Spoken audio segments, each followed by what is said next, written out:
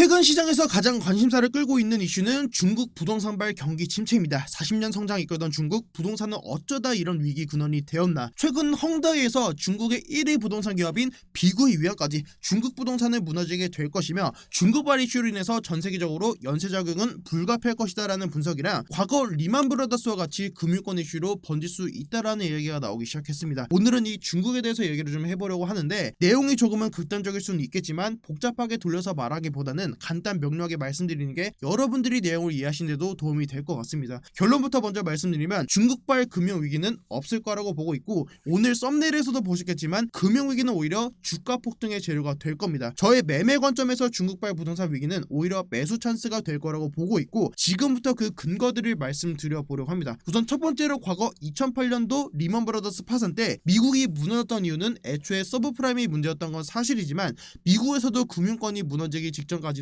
손을 쓸 수가 없었던 게 첫 번째 이유입니다. 신용등급이 낮은 주택담보대출인 MBS를 여러 대 모아서 CDO라는 상품으로 만들어서 끼워 팔기를 시작을 했었고 CDO끼리 2차, 3차까지 묶어서 또 다른 CDO를 만들어서 팔았었는데 미국이 저금리 정책을 종료하자마자 채무 불이행이 나오기 시작했습니다. 그 중에서 CDO를 많이 만들어서 팔았던 회사들 중 하나가 리만 브라더스와 월가의 투자은행이었습니다. 국가에서도 손을 쓸 수 없었던 게 문제였죠. 국가가 알지 못했던 겁니다. 내용을 좀 더 쉽게 설명하면 팔리지 않는 생선들을 모아서 생선 수트로 만들었고 그 생선 수트를 최상의 등급으로 포장해서 팔았던 게 문제였던 겁니다. 하지만 지금의 중국은 조금 다릅니다. 비구이 위안과 헝다 자체에서 사업을 확장하기 위한 욕심에 회사 자체 유동성 위기로 인한 파산이고 단기간에 시장 충격을 줄 수는 있겠지만 2008년도 미국처럼 금융위기로 번지는 않게 될 테니까 경기 침체와 같은 폭락은 없을 거다라는 게 저의 생각입니다. 여기서도 내용을 보시면 헝다는 부동산업 외에도 전기자동차, 스포츠 및 테마파크,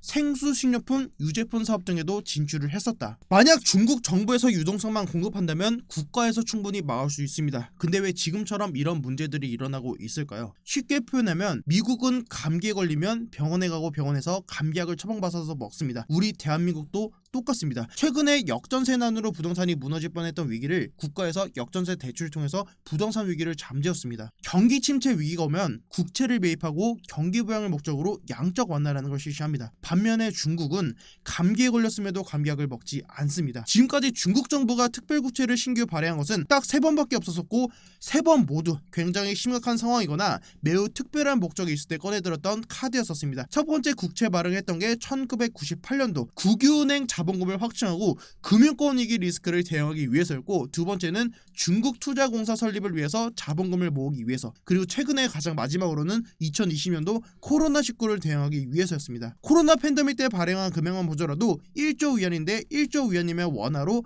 185조입니다.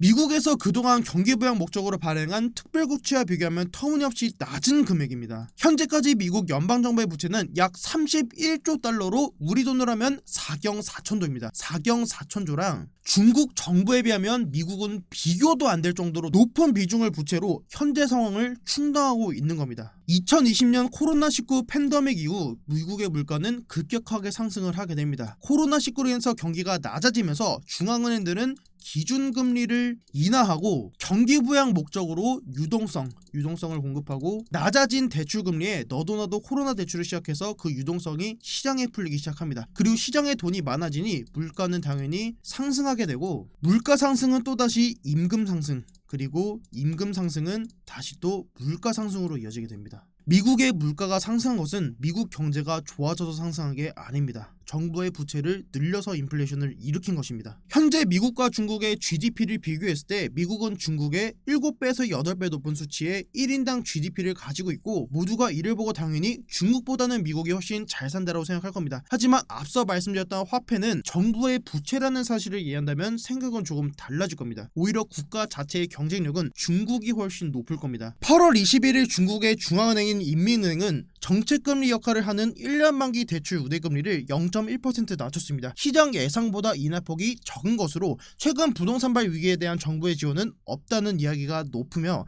부동산발 불안이 커지는 것 아니냐는 우려로 위안화 가치가 하락하는 등 금융시장이 흔들리고 있습니다. 하지만 중국에서는 미국처럼 유동성을 풀어서 문제를 해결하지 않고 있고 심지어 중국은 디플레이션의 늪에 빠지기 시작했습니다. 중국은 유동성을 플러스 시에 그 유동성은 인플레이션을 갈 거라는 그 가능성을 너무나도 잘 알고 있기 때문이고, 그리고 중국은 어떤 나라보다도 그 투기성 과열시장이 높은 구역이기 때문입니다. 과거 2008년도나 2015년도에 유동성을 풀었을 때 그 중국 상해지수가 급등했던 모습을 봤을 때 그 유동성은 분명 자산시장으로 갈 거라는 걸 알기 때문에 중국은 최근의 인플레이션이 아닌 디플레이션을 겪고는 있지만 이 역시도 크게 문제가 되지는 않는다고 생각합니다. 부채 화폐화만 한다면 디플레이션을 탈피할 수 있으며 최근 부동산발 경제 위기 역시도 금방 잡을 수 있을 겁니다. 추가로 양적 완화 목적으로 정부에서 국채를 매입하기 시작하면 증시는 다시 또 폭등하기 시작할 겁니다. 그렇기 때문에 현재 이슈를 끌고 있는 중국발 부동산 이슈에 대해서는 크게 걱정하고 있지는 않습니다. 오히려 중국발 이슈로 하락이 나온다면 기회가 될 거라고 보이고, 그 하락이 크면 클수록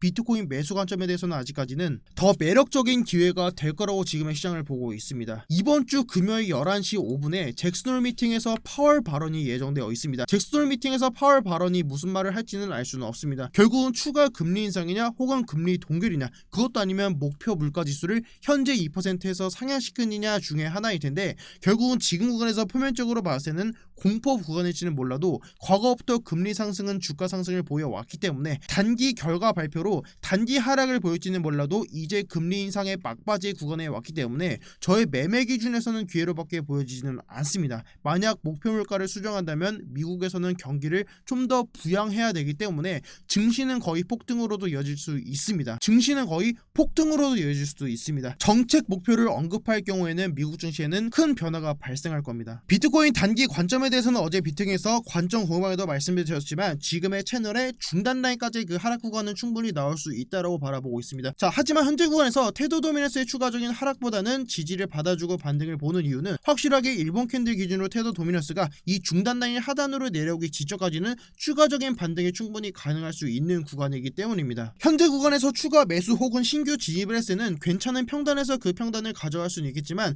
확실하게 지금 구간을 내려오지 않고서는 추가적인 손실이 오히려 발생할 수 있는 구간이기 때문에 현재 구간에서는 좀 더 신중하게 차트를 바라보고 있고, 그런 구간에 대해서 실시간으로 내용이 정리되는 부분에 대해서는 비트에서 관점 보면방 우측에 보이시는 해당 방에서 제가 계속해서 관점 공유 드리고 있습니다. 혹시라도 아직까지 관점 공유 받아보지 못하시는 분들께서는 유튜브 고정 댓글에 있는 링크 들어가셔서 관점 공유 받아가시면 정말 감사하겠고, 추가적인 관점 브리핑 잡히는 내용에 대해서는 추가로 영상 제작해서 유튜브로 여러분께 브리핑 전달 드리도록 하겠습니다. 네, 지금까지 비트 갱스터였습니다. 감사합니다.